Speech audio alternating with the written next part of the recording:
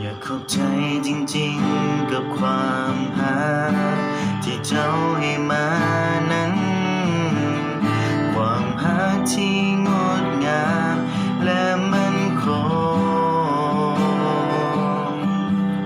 ยามที่มีปัญหาทำให้ทุกข์แต่เจ้าบ่เคยทิ้งกัน และคอยเคียงข้างกันเรื่อยมา และในวันนั้นคอยทำผิดพลั้งเหตุให้เจ้าต้องเสียใจโปรดจำเอาไว้ว่าคนคนนี้มีแต่เจ้าคนเดียวเสมอไป จากวันนี้คนคนนี้ขอสัญญาว่าจะหา